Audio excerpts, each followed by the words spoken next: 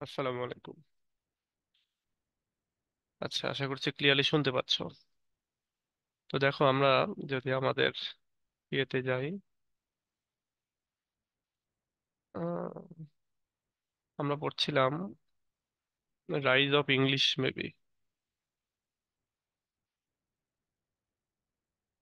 Rise of English, এটা আমরা আজকে শেষ করে ফেলবো। আজকে শেষ করার পরে আমাদেরকে একটু দুই ভাগ হয়ে যেতে হবে, হ্যাঁ।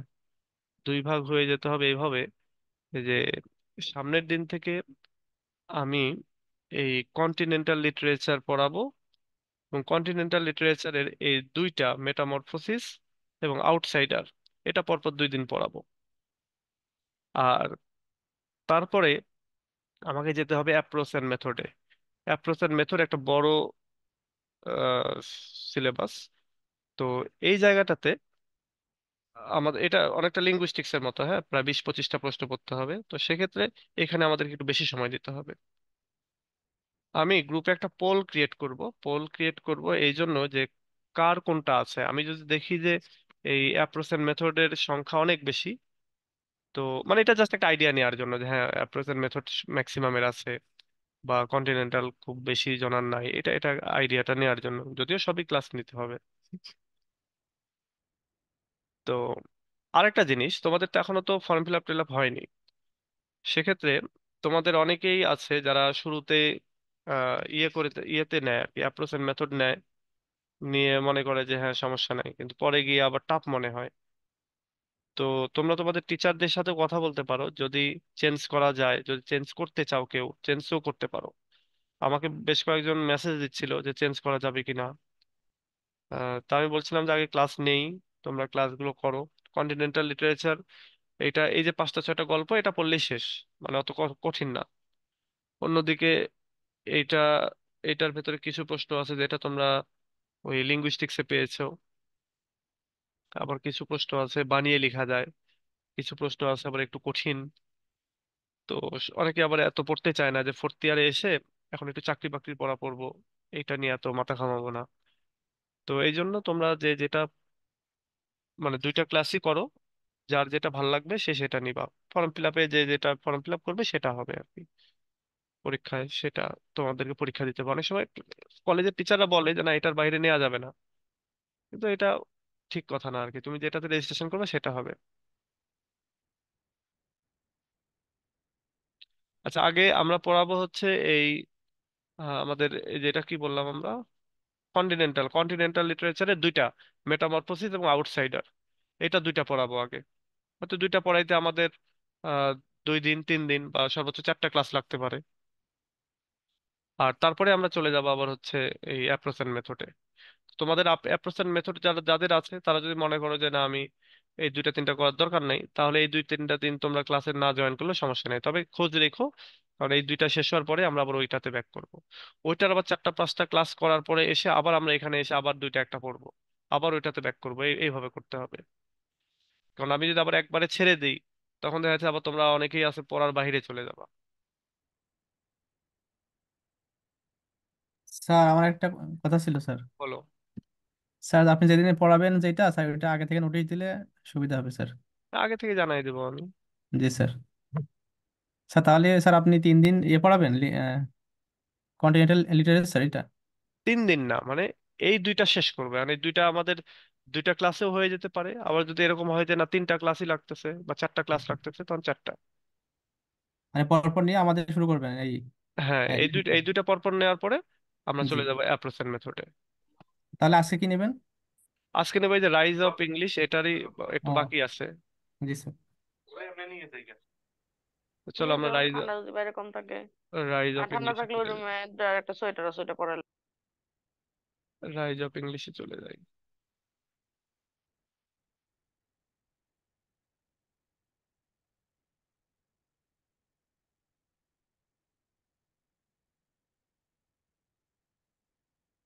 নাম কি? এডওয়ার্ড সাইড নাকি? আচ্ছা, এটা তো এটা।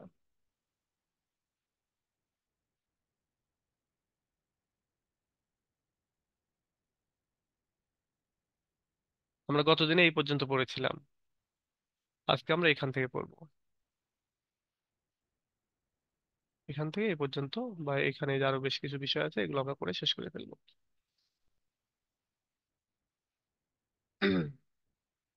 দেখো বলতেছে rise of English literature, English লিটারেচারের উত্থান কিভাবে হলো সেই বিষয়টা এখানে বলতেছে। এখানে বলতে গিয়ে তিনি অনেকগুলো ব্যাপার বলেছেন, আমরা অনেকগুলো পড়েছি, সবকিছু রিক্যাপ করা মুশকিল। আমরা এখান থেকে এবার শুরু করি। দেখো, স্ক্রুটিনি, স্ক্রুটিনি মানে হচ্ছে তন্ন তন্ন করে খুঁজা। হুম, তবে এখানে স্ক্রুটিনি মানে একটা ম্যাগাজিন, মেবি, আমি আমি শিওর না কারণ আমি ভুলে গেছি। স্ক্রুটিনি মানে যাচাই বাছাই করা বা তন্ন তন্ন করে খুঁজে বের করা কোনো কিছু, বা এই যে সুবিবেচনা, আরো অনেক কিছু আছে। তো এইখানে Scrutiny didn't seek to change society in any way.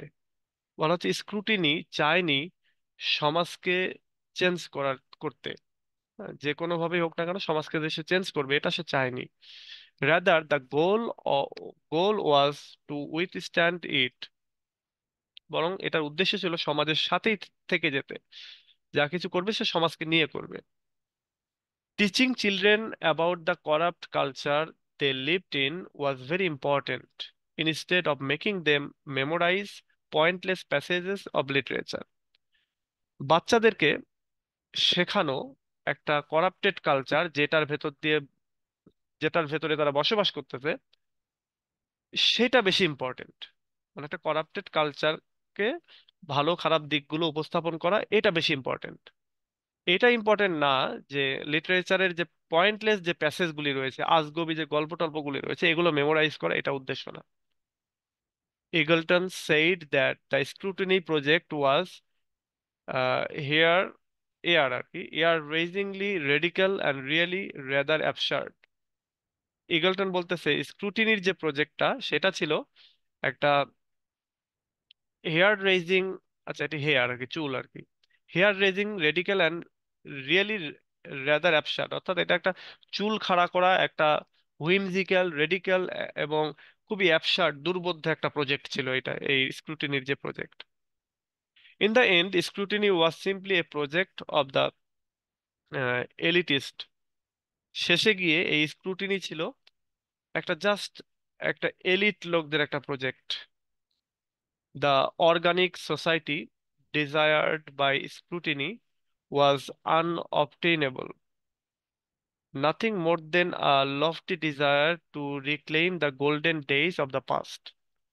বলা হচ্ছে যে অর্গানিক সোসাইটি বলতে যেটা বোঝানো হচ্ছে এটা ছিল স্ক্রুটিনির একটা, মানে স্ক্রুটিনি এটা চেয়েছিল কিন্তু সেটা ছিল আনঅবটেনেবল, এটাকে অর্জন করা সম্ভব না, এটাকে বাস্তবে পরিণত করা সম্ভব না, এরকমটা ছিল।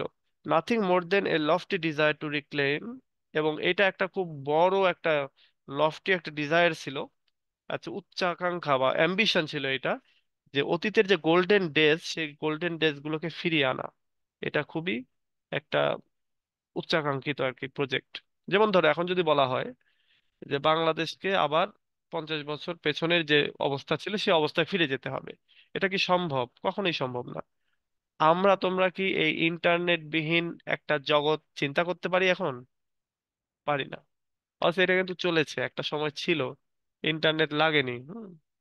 আমার আমার মনে আছে আমরা যখন কত এই ধরো 2000, আহ 2000 সাল বা 99 সাল এরকম সময় আমার আমার বাবাকে সাপে কামড়ায়। সাপে কামড় দিয়েছে সকালবেলা। আমার এখান থেকে 7 কিলোমিটার দূরে আমার নানার বাড়ি, আমরা নানার বাড়িতে আছি। তো আমাদের এখান থেকে এক চাচা এখান থেকে গেছে, গিয়ে আমাদেরকে খবর দিছে।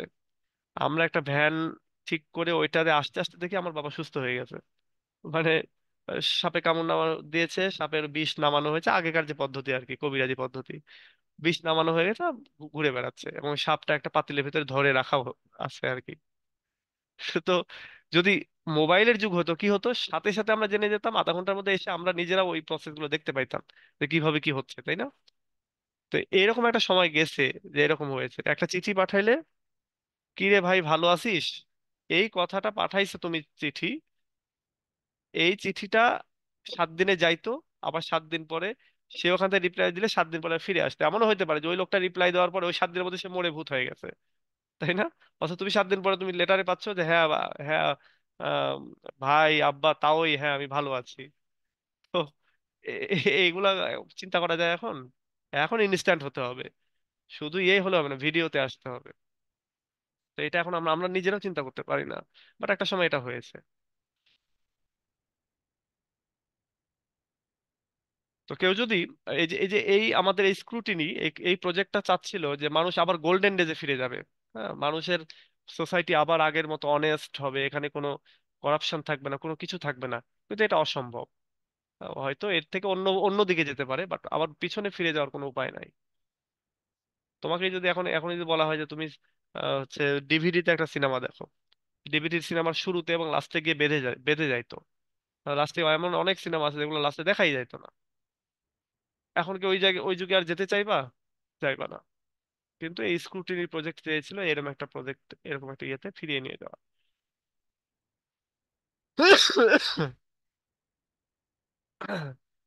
হ্যাঁ, এটা আগে তো কত রকমের পদ্ধতি ছিল, এখন তো ওই যে যেই সাপে কামড়াইছে ওই সাপেরই ভেনম দিয়ে বিষ নামানো হয়। আচ্ছা দেখো, some types of English were considered more English than others.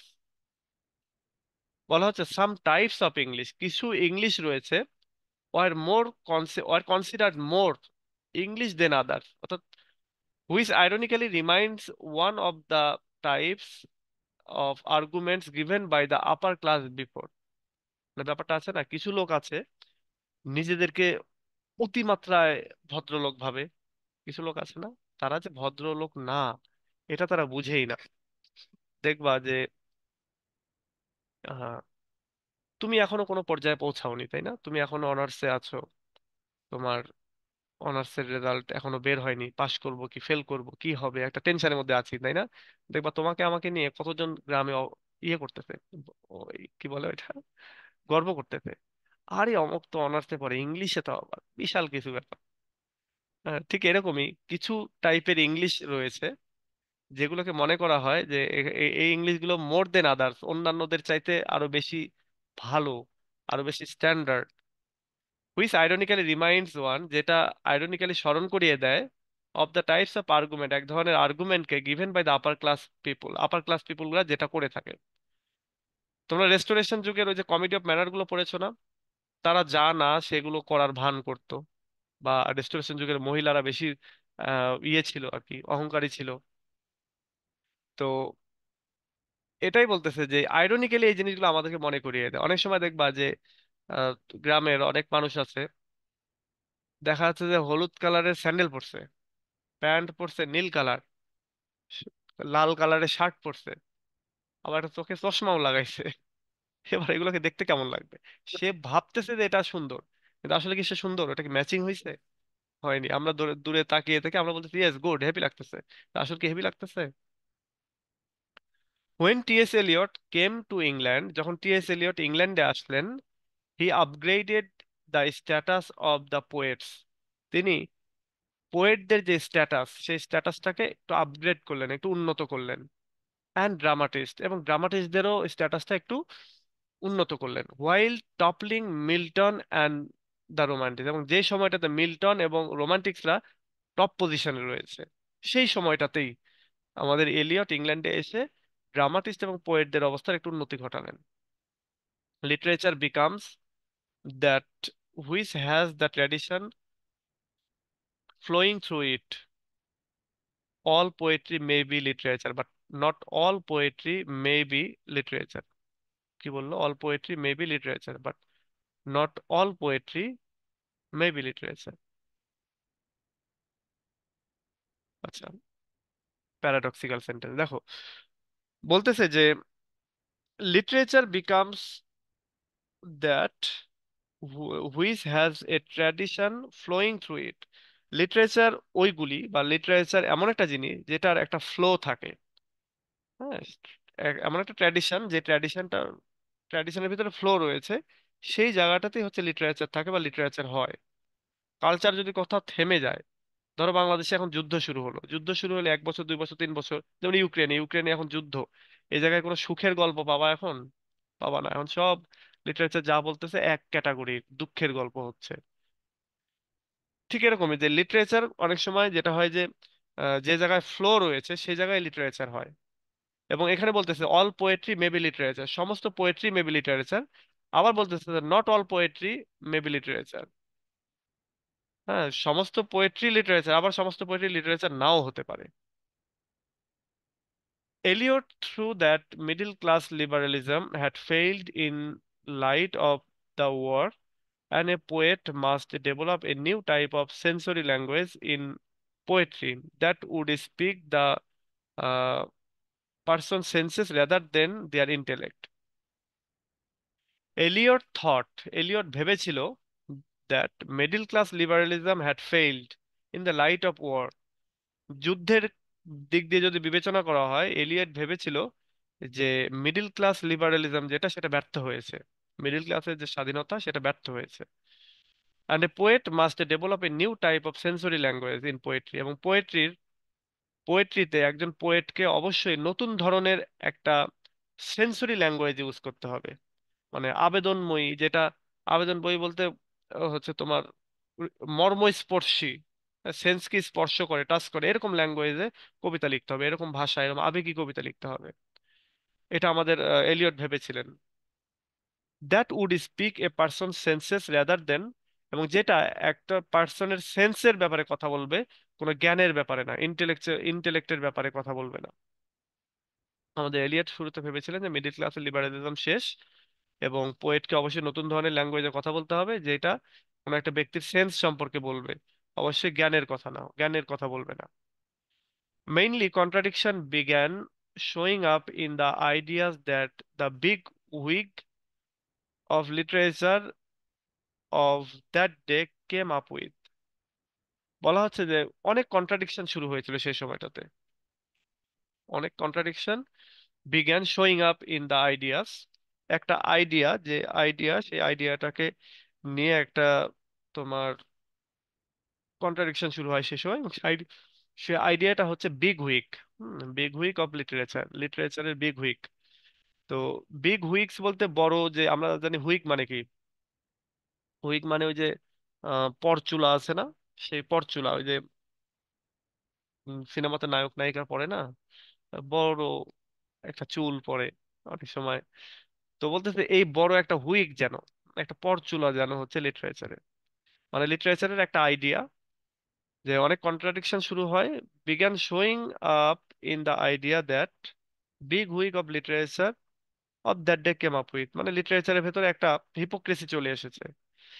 এবং এই এই জিনিসটা নিয়ে একটা কন্ট্রাডিকশন তৈরি হয়েছে, অনেকগুলি কন্ট্রাডিকশন শুরু হয়ে গেছে সেই সময়টাতে।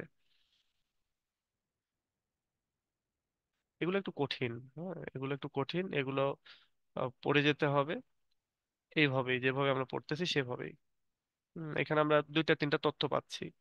একটা হচ্ছে যে মানে নতুন ধরনের কিছু ইংলিশ রাইটার ওই সময়টাতে উদ্ভব হয়েছিল। তারা আইরনিক্যালি বিভিন্ন বিষয় উপস্থাপন করতেছিল। এবং সেই সময়টা টি.এস. এলিয়ট ইংল্যান্ডে আসলেন, তিনি পোয়েট এবং ড্রামাটিস্টদের অবস্থার উন্নতি ঘটালেন। কিন্তু এমন একটা সময় উন্নতি ঘটালেন যে সময় মিল্টন খুব টপ রাইটার ছিলেন। তারপর রোমান্টিকরা, রোমান্টিক বলতে ওই যে জন ডান বা উইলিয়াম শেক্সপিয়ার, তারাও একটা ভালো পজিশনে রয়েছে। তারপরে বলতেছে যে মানে এরা মূলত তাদের রাইটিং এ, টি.এস. এলিয়ট তারও পরের রাইটার, কিন্তু এদের রাইটিং গুলো বিখ্যাত হয়ে আছে, সেটা কথা বলতেছে। এর মানে এই না যে ওই যুগে টি.এস. এলিয়ট তার ওই 1500-1600 যুগের না, তাই না? তারপর বলতেছে লিটারেচারকে একটা ট্র্যাডিশনের ভেতর দিয়ে যেতে হবে, যে ট্র্যাডিশনটা চলমান রয়েছে, কোনো স্থির ট্র্যাডিশনের ভেতরে এটা হবে না। লিটারেচার আবার সব পোয়েট্রি লিটারেচার, আবার সব পোয়েট্রি লিটারেচার না, মানে কিছু পোয়েট্রি লিটারেচার, কিছু পোয়েট্রি লিটারেচার না। এবং এলিয়ট এখানে তিনি বলেছেন যে পোয়েটদেরকে একটা সেন্সরি ল্যাঙ্গুয়েজ ইউজ করতে হবে, আরো আবেগী, আরো ইমোশনাল ল্যাঙ্গুয়েজ ইউজ করতে হবে, যাতে করে মানুষের মানুষের সেন্সকে অ্যাটাক করে, অবশ্যই তার ইন্টেলেক্টকে না। আমাদের জ্ঞান দিয়ে যদি কবিতা বুঝতে হয় তাহলে হইলো না। হ্যাঁ, আমরা কবিতা পড়েই বুঝতে পারবো যে এখানে দুঃখের কথা বা সুখের কথা বলা হচ্ছে। এবং ওই সময়ের যে হিপোক্রেটিক যে আইডিয়া লিটারেচার ব্যাপারে, সেটা নিয়েও অনেক কন্ট্রাডিকশন রয়েছে, এটা বলতেছে। কত বড় আর, ও এইটুকু। Practical criticism meant a method that was unafraid to take a text apart, but also assumed that you could judge literary greatness by focusing on pieces of poetry or prose isolated from their cultural context. বলতেছে practical criticism, যেটা বাস্তবিক যে তুমি সমালোচনা করবা, এর মানে হচ্ছে এটা একটা মেথড, একটা পদ্ধতি যেখানে তুমি আনএফ্রেড থাকবা to take a text apart, অর্থাৎ কোনো একটা টেক্সটকে তুমি নিবা বা কোনো একটা টেক্সটকে তুমি ছেড়ে দিবা। এই বিষয়টা নিয়ে অবশ্যই তোমাকে আনএফ্রেড হতে হবে। তুমি যদি ভয়ে থাকো তাহলে তুমি প্র্যাকটিক্যাল ক্রিটিসিজমটা করতে পারবে না, এটা বলতেছে। But also assume that you could জাজ literary greatness by focusing on a piece of poetry or prose. বলা হচ্ছে আবার এই জিনিসটা মনে করা হয় যে তুমি একটা পোয়েট্রি লিটারেরি গ্রেটনেসটাকে তুমি জাজ করবা সেই পোয়েট্রির ওপরে ফোকাস করে বা প্রোজের উপর ফোকাস করে, যেটা isolated from their cultural context, যেটা কালচারাল কনটেক্সটের বাহিরে, হ্যাঁ, সেইটাকে তুমি ফোকাস করতে পারো আর কি। এরকম একটা কথা বলতেছে যে প্র্যাকটিক্যাল ক্রিটিসিজম হচ্ছে ওইটা যেখানে তুমি আনএফ্রেড থাকবা যে কোনো টেক্সটকে ধরতে বা ছাড়তে, এবং একই সঙ্গে এটাও মনে করা হয় যে ইউ কুড জাজ লিটারেরি গ্রেটনেস, তুমি লিটারেরি গ্রেটনেসটা জাজ করতে পারো কোনো পোয়েট্রি বা প্রোজের, তবে সেই কালচারাল কালচারাল যে কনটেক্সট রয়েছে সেটা থেকে আইসোলেটেড হয়ে।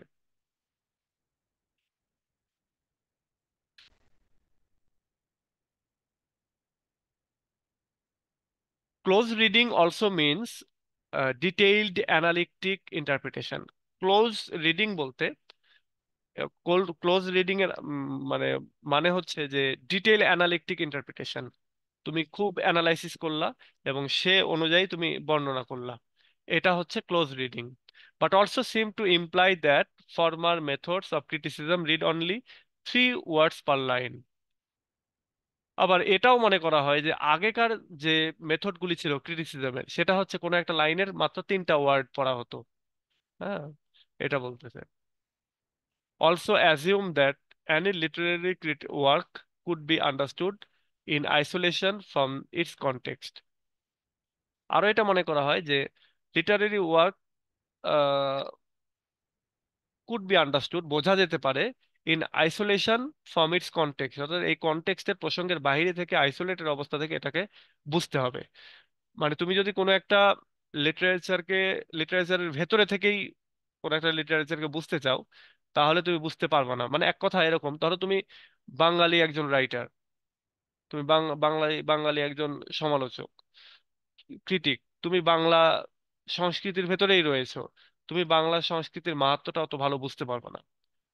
কিন্তু তুমি যখন অন্য একটা দেশের রাইটার যখন বাংলা ভাষাটাকে নিয়ে ইয়ে করবে, আইসোলেটেড থেকে যখন এই কাজগুলো করবে, তখন এটা বেশি ভালো করতে পারবে। মানে এক কথা এখানে তুমি সমালোচনা করার ক্ষেত্রে তোমাকে আইসোলেটেড হতে হবে, তুমি অবশ্যই ওই বায়াসড হওয়া যাবে না। ধরো এই যে আহ, বাংলাদেশে বা এমনিতে সারা বিশ্বে জাজ যারা রয়েছে, যেমন তোমাকে যদি এখন বলা হয় যে সারা বাংলাদেশের 10 জন এমপির নাম বলো তো, তুমি বলতে পারবা। কিন্তু বলা হয় যে 5 জন জাজের নাম বলো তো, তুমি বলতে পারবা না। কারণ কি? কারণ জাজরা দেখবা সাধারণত ক্যামেরায় আসে না। জাজদের বাসভবনগুলোও হয় একটু আইসোলেটেড, নিভৃত একটা জায়গা। জাজদের সাথে সাধারণ মানুষের চলাফেরা কথাবার্তা এগুলো তেমন একটা হয় না। কারণ কি? তাদেরকে আইসোলেটেড থাকতে হবে যাতে করে তারা পক্ষপাত দুষ্ট মানে পক্ষপাতী না হয়ে যায় কারো দিকে। ধরো অনেক আগের একজনের সাথে খুব ভালো সম্পর্ক, বন্ধু বন্ধু ভাব, এখনো তার সাথে সম্পর্ক মেনটেন করে আসছে, সে একটা অপরাধ করলো, এবার ওই জাজের পক্ষে কি সম্ভব যে ওইখানে ভালোভাবে জাজ করা? এই জন্য জাজদেরকে সাধারণত একটা আইসোলেটেড মুডে থাকতে হয়। তো তুমি যখন লিটারেরি ক্রিটিক, তুমি যখন লিটারেচারকে জাজ করতেছো, তখন তোমাকে আইসোলেশনে থাকতে হবে। মানে কনটেক্সটের বাহির থেকে তোমাকে চিন্তা করতে হবে। তুমি কনটেক্সটের ভেতর থেকে যদি তুমি চিন্তা করো, ধরো তুমি, তোমার ফেভারিট পোয়েট হচ্ছে জসিমউদ্দিন, আর তোমাকে বলা হলো যে জাজ করতে একটা কবিতা, হয়তো আহ ধরো বাঙালি অন্য একটা নির্মলেন্দু গুণের একটা কবিতা, এবং যেটা অনেকটা তোমার জসিমউদ্দিনের মতো, তখন তুমি জাজ করতে পারবা না ওখানে, কারণ তুমি তো অলরেডি বায়াসড হয়ে আছো, জসিমউদ্দিনের ভক্ত তুমি। যখন দুইটার কন্ট্রাস্ট বা কম্প্যারিজন করতে বলবে, তুমি আর আগাইতে পারবে না। তো এই জন্য বলতেছে যে লিটারেচারে জাজ করতে গেলে তোমাকে অবশ্যই আইসোলেটেড হতে হবে, কনটেক্সটের বাহির থেকে চিন্তা করতে হবে। Richards, an advocate of modern science, felt that even though he himself faced questions such as what and why were not valid, or pseudo answer was were not given to such pseudo questions, society would fall apart. Poetry's role is to supply such answer. আচ্ছা, research research তিনি একজন advocate modern সায়েন্সের। তিনি felt করেন যে তিনি নিজেও কিছু কোশ্চেন তার ভেতরে আসে, হোয়াট এবং হোয়াই এর কোশ্চেন গুলো, যেগুলো আসলে তো ভ্যালিড না। তারপরে এই যে সিডু অ্যান্সার রয়েছে এই সমস্ত সিডু কোশ্চেনের, সিডু বলতে ছদ্মবেশী বা হচ্ছে বলতে পারো যে সিডুর ভালো মিনিং আছে, দেখে আসি। ছদ্ম বা মিথ্যা, মানে মিথ্যা কিছু প্রশ্ন বা ছদ্ম কিছু প্রশ্ন আছে। তো এই প্রশ্নগুলোর কিছু আবার মিথ্যা অ্যান্সারও আছে বা ছদ্ম অ্যান্সারও আছে সোসাইটিতে যেগুলো রয়েছে আর কি। তো বলতেছে যে এই সমস্ত প্রশ্নেরও অ্যান্সার দিতে পারতে হবে কবিতাগুলিকে। Poetry's role is to supply such answer. পোয়েট্রির রোল হচ্ছে এই সমস্ত প্রশ্নের অ্যান্সার দিতে হবে।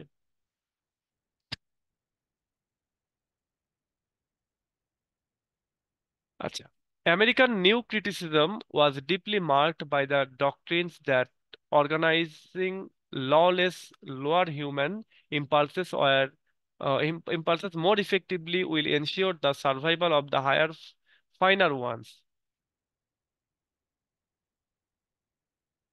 আচ্ছা, আমেরিকান যে নিউ ক্রিটিসিজম রয়েছে সেটা ডিপলি মার্ক, খুব গভীরভাবে চিহ্নিত হয়েছে বাই দ্য ডক্ট্রিনস, কিছু ডক্ট্রিন কিছু মতবাদের দ্বারা। ডক্ট্রিন গুলো কি? That organizing lawless lower human, কোন মানে ললেস আইন শৃঙ্খলার ভিতরে ছিল না নিচু শ্রেণীর মানুষদেরকে যদি তুমি অর্গানাইজ করতে চাও, একত্রিত করতে চাও সুন্দর করে, তাহলে কি হবে? যে impulses more effectively will ensure, সেখানে তোমার আরো ইফেক্টিভলি এনশিওর করতে হবে the survival of the higher finer ones. অর্থাৎ ওদের ভেতরে যারা হায়ার ফাইনার ওয়ান রয়েছে তাদেরকে টিকিয়ে রাখতে হবে। মানে এই সমস্ত লোকদেরকে, দেখো মানুষ যে কোনো জায়গাতে গেলেই সব জায়গাতে কিন্তু তারা লিডার মেনে নেয়। হ্যাঁ, ধরো একটা জায়গায় একটা তোমরা গেছো চাকরির বাকরির বা তোমাদের যে কোনো একটা অপরিচিত জায়গায় গেছো, দেখবা যে কোনো একটা জিনিস যদি ওইখানে উপস্থাপন করতে হয়, তোমরা কাউকে না কাউকে সামনে ঠেলে দিবা। অথবা কোনো এক সময় হয়তো তুমি নিজেই সামনে আগায় যাচ্ছ, মানে তুমি নিজেই লিডার হচ্ছে অথবা কাউকে না কাউকে তুমি লিডার বানাচ্ছ।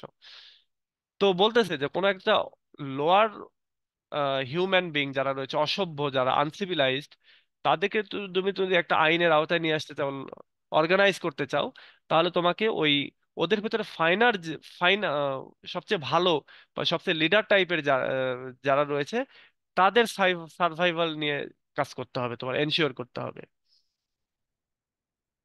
Not too dissimilar from the old Victorian belief that organizing lower classes will ensure the survival of the upper classes.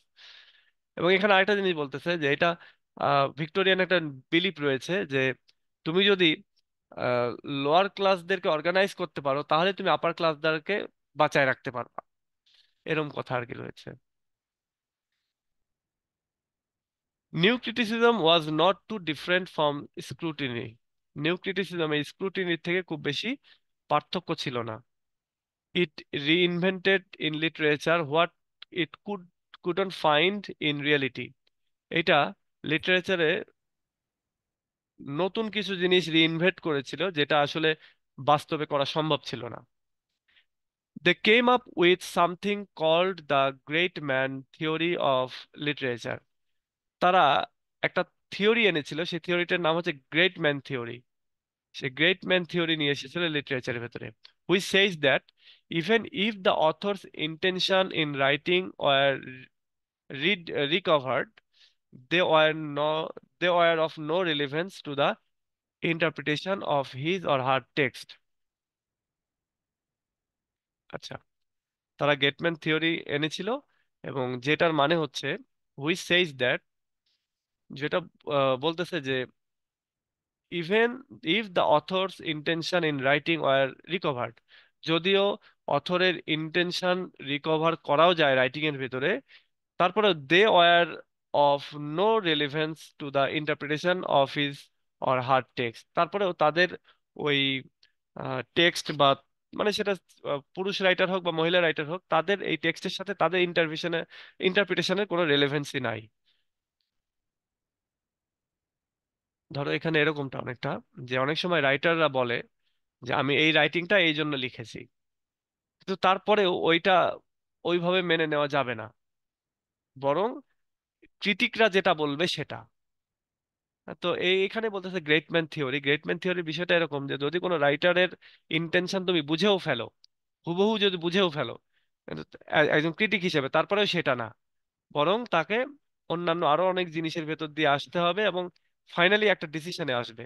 সেটাই হচ্ছে যেটা সর্বজনে মেনে নিচ্ছে আর কি, সেটা। At the same time, neither could be emotional responses of readers be confused with the poem's true meaning. At the same time, কোনো কিছু emotional response করা যাবে না রিডারদেরকে দিয়ে। আচ্ছা, neither could the emotional response of readers be confused with the poem's true meaning, অর্থাৎ যে সমস্ত রিডার পোয়েট্রি ট্রু মিনিং দিয়ে কনফিউজড, তাদেরকে কোনোভাবে ইমোশনালি রেসপন্স করানো যাবে না। Ultimately, reading poetry in the new critical way meant committing yourself to nothing, a rejection of anything in particular. পরিশেষে কোনো একটা পোয়েট্রি পড়া নিউ ক্রিটিক্যাল ওয়েতে, এটার মানে হচ্ছে তুমি স্বীকার করে নিচ্ছ যে your meant committing your self to nothing, তুমি কোনো কিছুই করতেছো না, বরং তুমি যেটা করতেছো এই rejection of anything in particular, তুমি সবকিছুকে যে কোনো জিনিসকে রিজেকশন করে দিচ্ছ। মানে ব্যাপারটা হচ্ছে যে যখন তুমি কোনো একটা ক্রিটিক্যাল হয়ে নিজে ক্রিটিক হয়ে কোনো একটা কবিতা পড়তেছো, তখন তোমার মনের ভেতরে একটা ধারণা আসলো আর তুমি ওইটা প্রতিষ্ঠা করতে শুরু করে দিলা, এরকমটা না, বরং তোমাকে শুরুতেই তোমার সমস্ত বায়াসনেস, সমস্ত চিন্তা ভাবনা সবকিছু থেকে তোমাকে রিজেক্ট, মানে আইসোলেটেড হতে হবে, তোমাকে রিজেকশন করতে হবে, এবং তারপরে পড়তে হবে এবং অন্যান্য আরো রাইটাররা কে কি বলেছে সবকিছু সাথে মিল রেখে একটা কথা বলতে হবে। এই হচ্ছে বিষয়। এবার আমরা, এটা যেহেতু একটা টাফ রাইটিং, আমরা এবার এখান থেকে পড়বো এর ভেতরে কি কি রয়েছে। হ্যাঁ, এটা পড়ে আমরা এটার সামারিটা শেষ করবো, মানে এটাই সামারি আর কি বলতে পারো। দেখো, literature in 18th century England, 18th century ইংল্যান্ডের লিটারেচার সম্পর্কে বলা হচ্ছে। Literature was defined by the standards of polite letters reflecting the value of the upper classes. বলা হচ্ছে ওই সময় লিটারেচারকে ডিফাইন করা হতো পোলাইট লেটার্স যারা রয়েছে তাদের স্ট্যান্ডার্ড অনুযায়ী, এবং ওই লিটারেচারে সাধারণত আপার ক্লাসের মানুষদের ভ্যালুগুলোকে রিফ্লেক্ট করানো হতো। মানে লোয়ার ক্লাসের মানুষদের কোনো কিছু আসতো না লিটারেচারে সেই সময়। After the civil war of the previous century, আগের শতকের যে গৃহযুদ্ধ হয়েছিল সেটার পরে literature played a crucial role in uniting the middle and upper classes, এবং সেই সময় লিটারেচার একটা গুরুত্বপূর্ণ ভূমিকা পালন করেছিল এই মিডল এবং আপার ক্লাসের মানুষদেরকে একত্রিত করার ক্ষেত্রে। Emergence of literature in the 19th century, 19th century লিটারেচারের আবির্ভাব আর কি। The modern sense of literature emerge during the romantic period in the 19th century.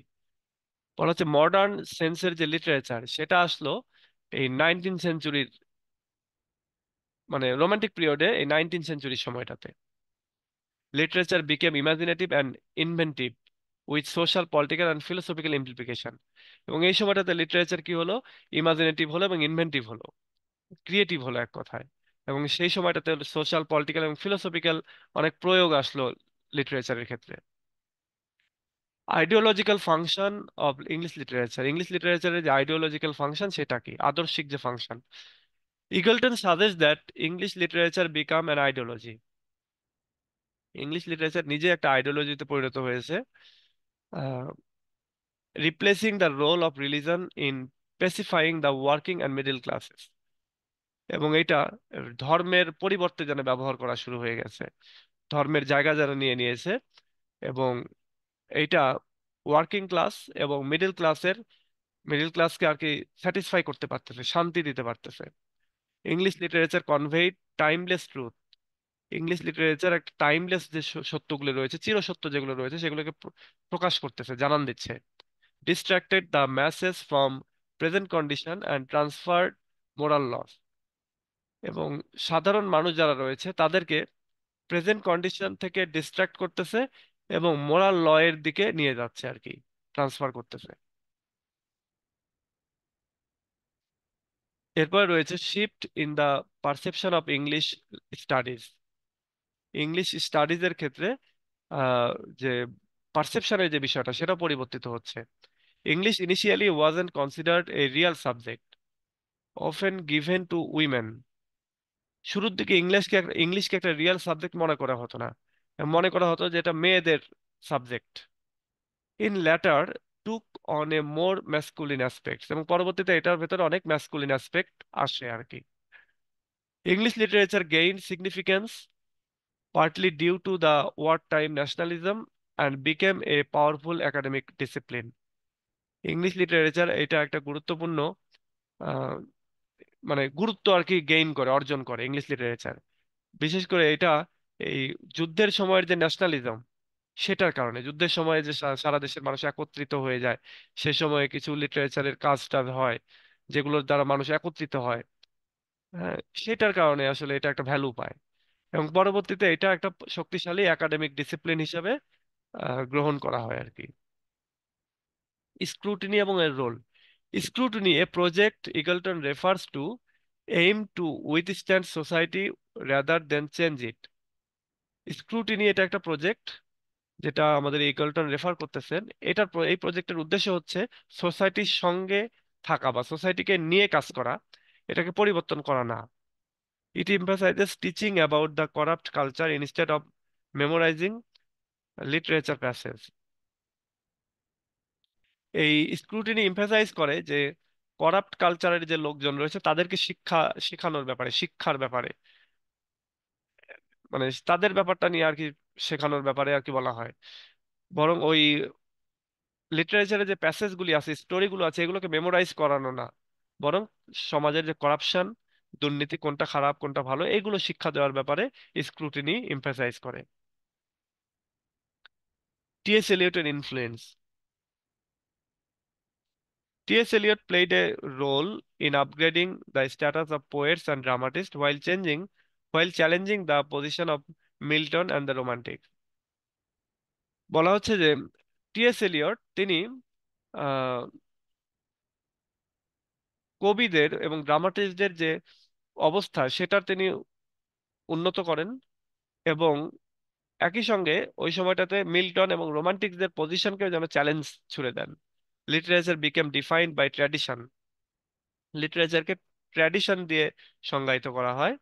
And Eliot advocated for a new sensory language in poetry. এবং Elliot তিনি সমর্থন করেন পোয়েট্রিতে একটা নতুন ধরনের সেন্সরি ল্যাঙ্গুয়েজ আসবে সেটার উপরে।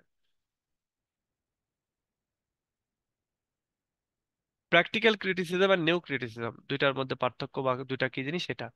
Practical criticism involves taking a text apart but assumed literary greatness could be judged by focusing on isolated pieces. বলা হচ্ছে যে প্র্যাকটিক্যাল যেটা ক্রিটিসিজম সেটা ইনভলভ থাকে একটা টেক্সটকে অ্যাপার্ট করার মাধ্যমে। এবং মনে করা হয় যে লিটারারি গ্রেটনেস সেটা কুড বি জাজ করা যেতে পারে কোন একটা আইসোলেটেড পিসের উপরে ফোকাস করে, মানে পাঠককে আলাদা করতে হবে আর কি। মানে ওই যে এর আগে যেটা বুঝাইলাম আর কি সেটা, তো তুমি যদি কোনো কিছু জাজ করতে চাও তোমাকে তাহলে ওইটাতে বায়াসড হওয়া হওয়া যাবে না, তোমাকে একটু আলাদা থেকে এটা করতে হবে, একটু সেপারেটেড থাকতে হবে, নিরপেক্ষ হতে হবে, নিউট্রাল হতে হবে।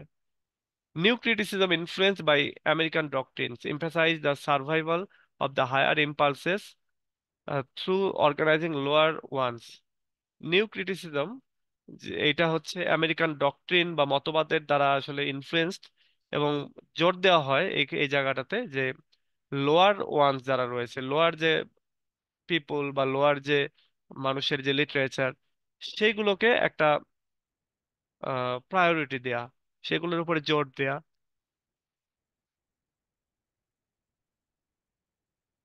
আচ্ছা, the great man theory of literature emerged, এই সময় লিটারেচারের গ্রেট ম্যান থিওরি আবির্ভাব ঘটে, suggesting the author's intention and reader's emotional response were irrelevant to interpreting a text. এবং এটাতে সাজেস্ট করে যে অথরের ইন্টেনশন, উদ্দেশ্য, এবং রিডারের যে ইমোশনাল রেসপন্স, এইটা কোনো একটা টেক্সটকে বর্ণনা করার ক্ষেত্রে বা ক্রিটিসাইজ করার ক্ষেত্রে এখানে এই দুইটাই হচ্ছে ইরেলিভেন্ট। রিডাররা অনেক পছন্দ করতেছে তার মানে যেটা উন্নত মানের লিটারেচার তা না। যেমন হিরো আলমের এত ফ্যান ফলোয়ার, তার মানে কি হিরো আলম একবার উন্নত মানের কোনো শিল্পী? তো এটা না। আবার অথরের ইন্টেনশন বোঝে যে আমরা বুঝে ফেলবো যে এটা খুবই উন্নত মানের, হয়তো ইন্টেনশন ভালো কিন্তু প্রেজেন্টেশনটা ভালো হয়নি। তো এরকমই এরকম ভাবে আমাদের এই অথরের ইন্টেনশন এবং রিডারের ইমোশনাল রেসপন্সকে বাদ দিয়ে আমরা যদি জাজ করতে পারি তাহলে সেটাই হচ্ছে যে গ্রেট ম্যান থিওরি অনুযায়ী জাজ করা হচ্ছে। এরপর Eagleton critics and post modern perspective. Eagleton critics the theoretical development of English up to the new criticism phases. Eagleton তিনি ক্রিটিসাইজ করেন এই থিওরিটিক্যাল ডেভেলপমেন্টকে ইংলিশের up to the new criticism phase পর্যন্ত। He discusses the capitalist motives behind using English as a academic discipline or in British colonies. তিনি discuss করেন যে ক্যাপিটালিস্টদের একটা উদ্দেশ্য রয়েছে এই ব্রিটিশ কলোনিগুলোতে ইংলিশকে একাডেমিক ডিসিপ্লিন করার।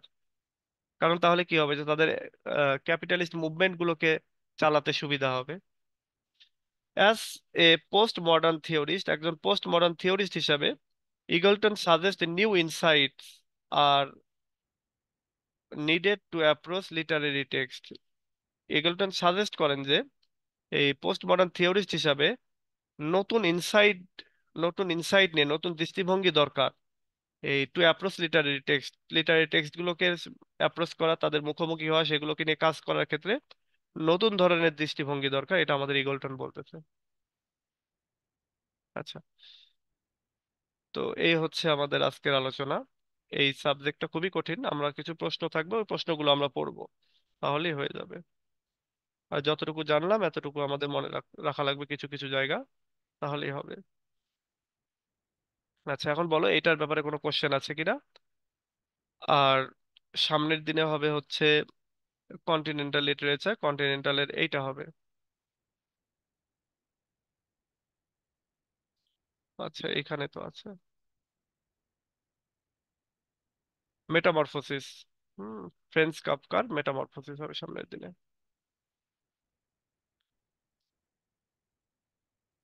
আচ্ছা, তোমাদের কিছু বলার থাকলে বলো, নইলে শেষ করে দিই।